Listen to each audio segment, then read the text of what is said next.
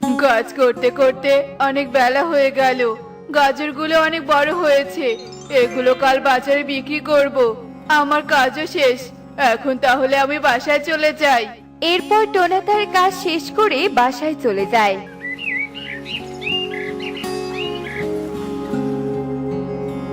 Toner জমিতে গাজরগুলো বেশ বড় হয়েছে। টোনা বাজারে বিক্রি করার আগেই আমাকে এই গাজরগুলো নিতে হবে। এই বলে খরগোশ টোনার জমির গাজর খেতে শুরু করে।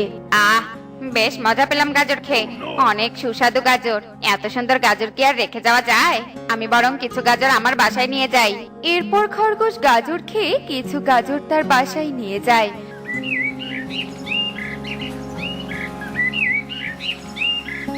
আর পরের দিন টোনা তার জমিতে চলে যায়। হায় হায় রে, এ কি সর্বনাশ হলো আমার! কে আমার এত বড় ক্ষতি করলো? এ কি, এটা তো খরগোশের পায়ের ছাপ। তার মানে খরগোশ আমার জমি থেকে গাজর চুরি করে নিয়ে গেছে। এখন আমি কি করব? টোনা, আমি খুব ক্ষুধার্ত, আমাকে কিছু খাবার দিতে পারবি? হ্যাঁ সাধু বাবা, দিতে পারবো, কিন্তু আমার সাথে তো কোনো খাবার নেই। আমার সাথে আমার বাসায় যেতে হবে। আপনি আমার সাথে আসুন সাধু বাবা। এরপর টোনা আর সাধু বাবা টোনাদের সাথে বাসায় চলে আসে। টনি, সাধু বাবা অনেক ক্ষুধার্ত, তুমি সাধু বাবাকে কিছু খাবার দাও তো। আচ্ছা ঠিক আছে টোনা, আমি এক্ষুনি দিচ্ছি। এরপর টনি সাধু বাবাকে কিছু খাবার দেয়, আর সাধু বাবা পেট ভরে খাবার খায়। তোদের অনেক ধন্যবাদ, তোরা আমাকে খাবার খাইয়েছিস। টোনা, তুই আমাকে আর একটা সাহায্য করে দিবি? হ্যাঁ সাধু বাবা, বলুন, আমি আপনাকে কি সাহায্য করতে পারি? আমার থলেটা নিয়ে আমাকে আমার বাড়িতে রেখে আয়। আচ্ছা ঠিক আছে বাবা। এরপর টোনা থলে নিয়ে সাধু বাবার বাসার উদ্দেশ্যে রওনা হয়। আর যেতে যেতে সাধু বাবা হঠাৎ কোথাও চলে যায়। এ কি সাধু বাবা, আমাকে না জানিয়ে কোথায় চলে গেল? আমি তো ওনার বাসাও চিনি না। আর একটু এগিয়ে দেখি ওনার বাসা খুঁজে পাই কি না। এরপর টোনা সামনের দিকে এগোতে থাকে, কিন্তু সাধু বাবার বাসা খুঁজে পায় না। অন্যদিকে সময় গড়াতে গড়াতে দিন থেকে রাত হয়ে আসে। সাধু বাবার বাসা খুঁজতে খুঁজতে তো রাত হয়ে গেল। সাধু বাবার থলে তো আমার কাছেই রয়ে গেল। থলের ভিতরে কি রয়েছে খুলে দেখি তো। এরপর টোনা থলের বাঁধন খোলে। এ কি, থলের ভিতরে এত টাকা! সাধু বাবার টাকা তো ওনাকে দিতেই হবে। আমি বরং আজ বাসায় চলে যাই, কাল সাধু বাবাকে খুঁজে ওনার টাকার থলে দিয়ে দিব। এরপর টোনা সেখান থেকে তার বাসায় চলে আসে। পরের দিন টোনা আবারও সেই টাকার থলে নিয়ে সাধু বাবার বাসার উদ্দেশ্যে রওনা হয়। আর অনেক পথ যেতে যেতে সাধু বাবার বাসা খুঁজে পায়। ওই তো সাধু বাবার বাসা খুঁজে পেয়েছি।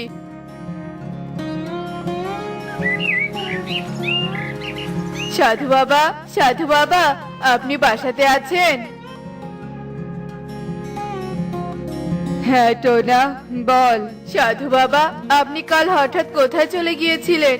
আমি আপনাকে অনেক খুঁজেছি, কিন্তু কোথাও খুঁজে পাইনি। এই নিন সাধু বাবা, আপনার থলে। আমি তোকে পরীক্ষা করার জন্য সেখান থেকে হঠাৎ চলে গিয়েছিলাম। তুই আসলেই অনেক সৎ। তুই চাইলেই এই সব টাকা নিজে আত্মসাৎ করতে পারতি, কিন্তু তুই তা করিসনি। আমি তোর উপর অনেক খুশি, তাই আমি তোকে উপহার দিতে চাই। বল টোনা, তুই আমার কাছে কি চাস? সাধু বাবা, আমি কিছু চাই না। আমি আপনাকে সাহায্য করতে পেরেছি, এতেই নিজেকে ভাগ্যবান মনে হচ্ছে। বাহ টোনা, তুই আবারও সততার পরিচয় দিলি। এই নে টোনা, এটা হচ্ছে উপকারী কাঁঠাল গাছ। এটা তুই তোর বাসার সামনে রোপণ করবি, আর গাছে উপকারী কাঁঠাল হবে। আশা করি তা দিয়ে তোদের অনেক ভালো দিন কাটবে। ধন্যবাদ সাধু বাবা। এরপর টোনা কাঁঠাল গাছ নিয়ে তার বাসায় চলে আসে। আর তার বাসার সামনে উপকারী কাঁঠাল গাছ রোপণ করে। আর অনেক উপকারী কাঁঠালও হয়। এ কি, এত বড় গাছ আর এত কাঁঠাল হয়েছে! এ কি করে সম্ভব টোনা, বলো তো? আমি তো কিছুই বুঝতে পারছি না। টুনি, এগুলো উপকারী কাঁঠাল। এরপর টোনা টুনিকে সব কথা খুলে বলে। তাহলে টোনা তুমি এই কাঁঠালগুলো বাজারে বিক্রি করো, এখন থেকে তাহলে আমাদের অভাব দূর হয়ে যাবে। ঠিক আছে টুনি, আমি তাই করব। এরপর টোনা কাঁঠাল গাছ থেকে কাঁঠাল পেড়ে বাজারে নিয়ে যায়। কাঁঠাল নিয়ে যান, কাঁঠাল অল্প দামে কাঁঠাল পাবেন, নিয়ে যান নিয়ে যান। টুনা, আমাকে একটা কাঁঠাল দে তো। হ্যাঁ দাদা, দিচ্ছি। এরপর টোনা কবুতরকে একটা কাঁঠাল দেয়, আর এভাবে এক এক করে সবাই কাঁঠাল নিয়ে যায়। কি টোনা, তুই এত কম দামে কাঁঠাল বিক্রি করছিস কেন? আমার কাছে তো কেউ কাঁঠাল কিনছে না। এভাবে কম দামে কাঁঠাল বিক্রি করলে যে আমাদের লোকসান হয়ে যাবে। কালু দাদা, আমি লাভ লস কিছু বুঝি না, আমি সবাইকে কম দামে কাঁঠাল দিব। এরপর টোনা সেখান থেকে চলে যায়, আর দেখতে দেখতে এভাবেই কিছুদিন কেটে যায়।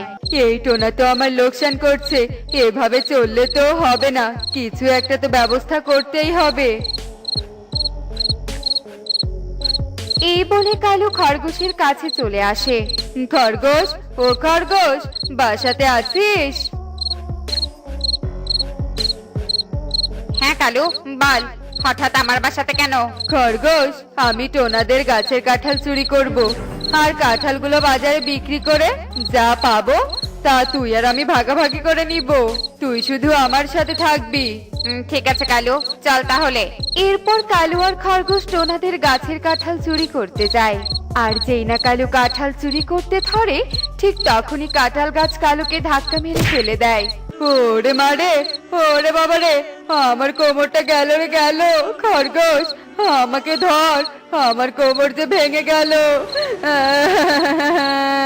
তোরা টোনাটুনির ক্ষতি করতে এসেছিস? তোরা জানিস না চুরি করা মহাপাপ? এখন বস তোরা, চুরি করার ফল কি হতে পারে? এরপর খরগোশ কালুকে নিয়ে কালুর বাসায় চলে যায়, আর ডাক্তারকে ডেকে আনে। কালুর কোমরের হাড় ভেঙে গেছে, তাই কালু আর কোনোদিন উঠে দাঁড়াতে পারবে না। এ কি হয়ে গেল আমার? আমি কেন যে চুরি করতে গেলাম? আমি অনেক অন্যায় করেছি, এখন চুরি করার শাস্তি আমি পাচ্ছি। এরপর থেকে কালু আর কোনোদিন উঠে দাঁড়াতে পারে না। কালু তার ভুল বুঝতে পারে। দেখলে তো বন্ধুরা, চুরি করার শাস্তি কত ভয়ানক হতে পারে। চুরি করা মহাপাপ, তাই চুরি করা উচিত নয়। এমনই সব মজার মজার শিক্ষণীয় টুনি পাখির গল্প দেখতে আমাদের সাথেই থেকো। আর গল্পটি কেমন হয়েছে তা কমেন্টে জানাতে ভুলো না কিন্তু। Bye bye. এই নিন মোড়ল বাবু, আপনার 3 বস্তা ধান বিক্রি করার টাকা। আরে বাহ, এবার তো আগের তুলনায় অনেক টাকায় ধান বিক্রি করেছিস। সত্যি টোনা, তুই আমার বাড়ির সব থেকে ভালো আর সৎ কর্মচারী। এই নে তোর কাজের টাকা। ধন্যবাদ মোড়ল বাবু। বলছিলাম কি মোড়ল বাবু, আমি আমার মেয়েকে নিয়ে একটু মেলায় যাব, তাই আমাকে যদি কিছু টাকা অগ্রিম দিতেন। এই নে আরো 500 টাকা দিলাম, যা আনন্দে দিন কাটাতে থাক। ওই দেখ তো তা, ওর নাম হচ্ছে টোনা। যেভাবেই হোক ওকে মোড়ল বাবুর বাড়ি থেকে তাড়াতে হবে। আচ্ছা ঠিক আছে কালু দাদা, ও নিয়ে তুমি ভেবো না, টোনাকে কালকের মধ্যে মোড়লবাবুর বাড়ি থেকে তাড়িয়ে দিব। হা হা হা হা হা। এরপর কালু ও তোতা সেখান থেকে চলে যায়, আর এভাবে দেখতে দেখতে সেই দিন কেটে যায়।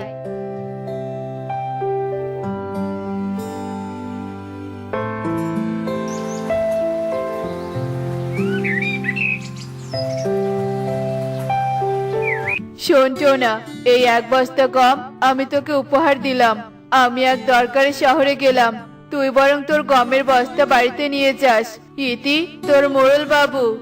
চিঠি পড়ে টোনা গমের বস্তা পিঠে নিয়ে বাড়িতে চলে যায়।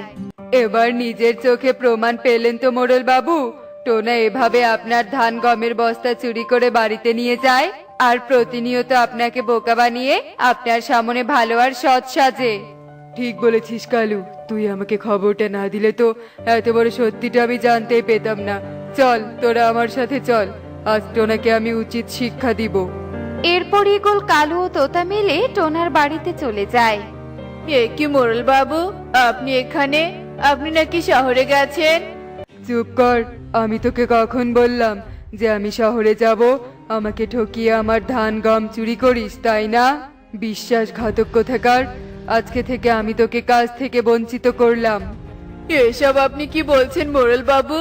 আমি আপনার ধান গম চুরি করতে যাব কেন? এতদিন আপনার বাড়িতে সততার সাথে কাজ করে এসেছি, আর তাই তো আপনি চিঠির মাধ্যমে আমাকে এক বস্তা গম উপহার দিয়েছেন। শোন তোরা, আমি নাকি ওকে চিঠি লিখেছি? যত সব মিথ্যে কথা, বজ্জাত কোথাকার। এরপর ঈগল তার গমের বস্তা নিয়ে সেখানে চলে যায়। এসব আমি কি শুনলাম টোনা? তুমি কিনা দুটো বেশি টাকার লোভে অসৎ উপায় বেছে নিয়েছো। না টুনি, তুমিও আমাকে ভুল বোঝো না। বিশ্বাস করো টুনি, বিশ্বাস করো আমার কথা। এরপর টোনা টনিকে সব কথা খুলে বলে। তোমাকে কেউ হয়তো কাজ থেকে তাড়ানোর জন্য এসব পরিকল্পনা করেছে টোনা। তবে কাউকে ঠকিয়ে কেউ কখনো সুখী হতে পারে না। তুমি দেখবে একদিন মোড়লবাবু ঠিক নিজের ভুল বুঝতে পারবে। কিন্তু টুনি, এখন আমাদের এই ছোট্ট সংসারটা কিভাবে চলবে বলো তো? শোনো টোনা, আজকে থেকে তুমি বনের ভিতরে গাছতলায় বসে জুতা সেলাইয়ের কাজ করবে। আর এতে তুমি যা টাকা পাবে তা দিয়ে আমাদের কোন রকমে দিন কেটে যাবে। দেখলে কালু দাদা, আমি বুদ্ধি করে ওই চিঠিটা ওখানে রেখেছি বলেই টোনা চোর প্রমাণিত হলো। আর টোনার কাজের জায়গাটা পাবি তুই। এরপর তুই আর আমি মিলে। এরপর দেখতে দেখতে সেই দিন কেটে যায়।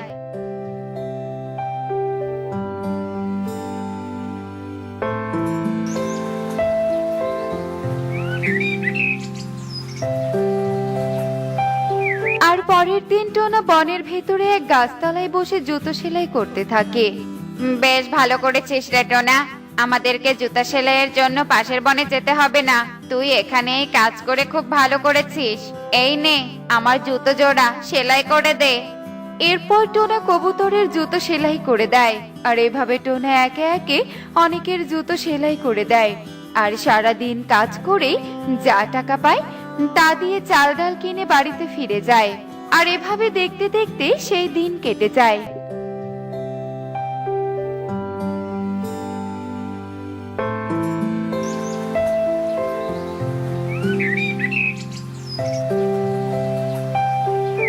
কি ব্যাপার ইঁদুর ছানা, তুমি এভাবে কাঁদছো কেন? আমার মালকিন খুব অসুস্থ, কিন্তু কেউ আমার মালকিনকে সুস্থ করতে পারছে না। এসো, তুমি এসে আমার মালকিনকে সুস্থ করে দাও। কিন্তু আমি তো কোনো ডাক্তার নই, আমি তো সাধারণ এক মুচি। এত করে যখন বলছো, তখন আমাকে একবার তোমার মালকিনকে দেখতে যাওয়া উচিত। এরপর টোনা ইঁদুর ছানার সাথে একটা কুড়ে ঘরে চলে যায়। আর সেখানে গিয়ে টোনা এক বৃদ্ধাকে দেখতে পায়। চলে যাচ্ছে, আমার শরীরটা ব্যথায় চলে যাচ্ছে। কে এলি? আমার ইঁদুর ছানা নাকি? আমাকে এই যন্ত্রণা থেকে মুক্তি দে। ওরে বাবা রে, মরে গেলাম রে, মরে গেলাম। এ কি? এই রোগ তো ছোটবেলায় আমারও হয়েছিল। আর আমার মা আমাকে এক ঔষধি গাছের পাতা রস করে খাওয়ানোর পর আমার রোগ সেরে গিয়েছিল। শোনো ইঁদুর ছানা, আমি এক্ষুনি আসছি। এ কথা বলে টোনা জঙ্গলের ভেতরে সেই ঔষধি গাছের পাতা খুঁজতে চলে যায়। আর কিছুক্ষণ খোঁজার পর সে সেই ঔষধি গাছের পাতা খুঁজে পায়। আর সেই গাছের পাতা নিয়ে বৃদ্ধার কুঠিরে চলে যায়। আর ঔষধি গাছের পাতাগুলো রস করে বৃদ্ধাকে খাওয়ানোর সাথে সাথেই বৃদ্ধার রোগ সেরে যায়। তুই আমার জীবন বাঁচালি রে বাবা। তোর এ ঋণ আমি কোনোদিনও শোধ করতে পারবো না। তবে আমি তোকে এই পেঁয়াজটা দিয়ে আশীর্বাদ করে দিলাম। একদিন তুই এই পেঁয়াজের জন্য অনেক সুখী পাখি হবি, তোর কোনো অভাব থাকবে না। এরপর টোনা বৃদ্ধার দেয়া পেঁয়াজ নিয়ে তার জুতো সেলাইয়ের কাজে চলে যায়। আর সারাদিন কাজ করে টোনা বাড়িতে ফিরে যায়।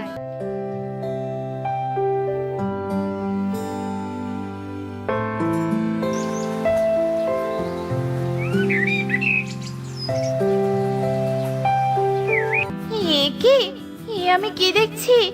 টোনা, আয় টোনা, এদিকে এসো। এ কি? এখানে এতগুলো সোনার পেঁয়াজ এলো থেকে? তার মানে কি বুড়িমার আশীর্বাদ কাজে লেগেছে?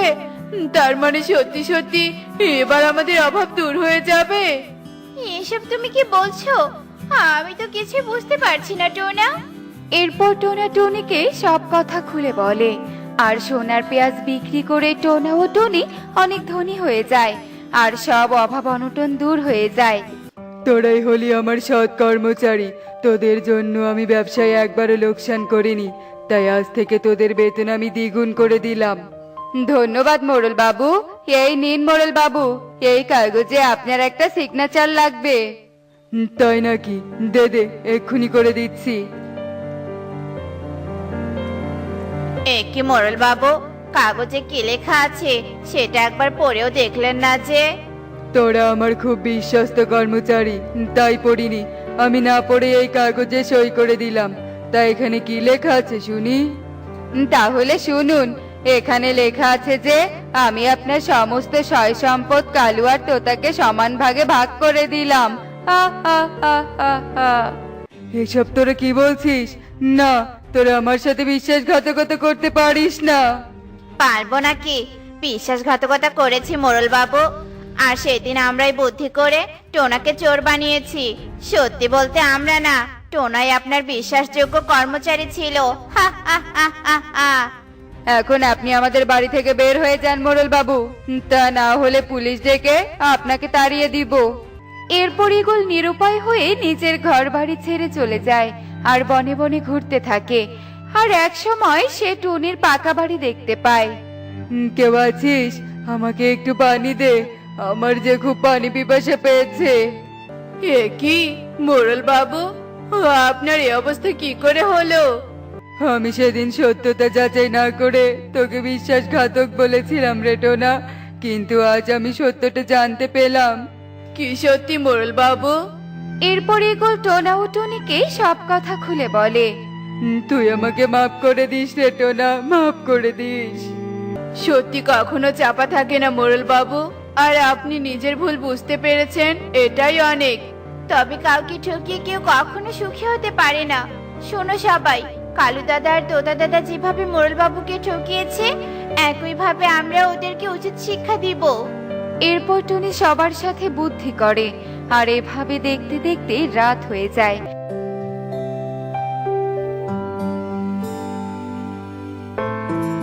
আর রাত হতে টুনি লুকিয়ে কালু ও তোতার ঘরে চলে যায়, আর আলমারি থেকে জমির দলিলটা নিয়ে পালিয়ে যায়।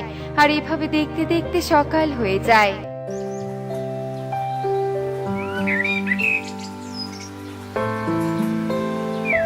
এ কি, তোরা এখানে কেন এসেছিস? আগে বলো, তোমরা অন্যায়ভাবে মোড়ল বাবুকে তাড়িয়ে দিয়ে এখানে কি করছো? এখন থেকে এই বাড়িটা আমাদের, তার প্রমাণ জমির দলিল। আয় তো, তা জমির দলিলটা নিয়ে আয় তো। কালু দাদা, জমির দলিলটা আলমারিতে নেই। এই বাড়ির মালিক তো মোড়ল বাবু, তাই এই যে তার জমির দলিল। তোরা অন্যের বাড়ি দখল করতে এসেছিস, তাই সবাই এদের মারো। এরপর সবাই কালু ও তোতাকে মারার জন্য তাড়া করতে থাকে, আর ইগলও নিজের সবকিছু ফিরে পায়। তোরা আমার অনেক বড় উপকার করলি রে, আজ থেকে তোরা আমাকে সব সময় তোদের পাশে পাবি। দেখলে তো বন্ধুরা, কাউকে ঠকিয়ে কেউ কখনো সুখী হতে পারে না, তাই আমাদের অন্যকে ঠকানো উচিত নয়। এমনই সব মজার মজার শিক্ষণীয় টুনি পাখির গল্প দেখতে আমাদের সাথেই থেকো। আর গল্পটি কেমন হয়েছে তা কমেন্টে জানাতে ভুলো না কিন্তু। Bye bye.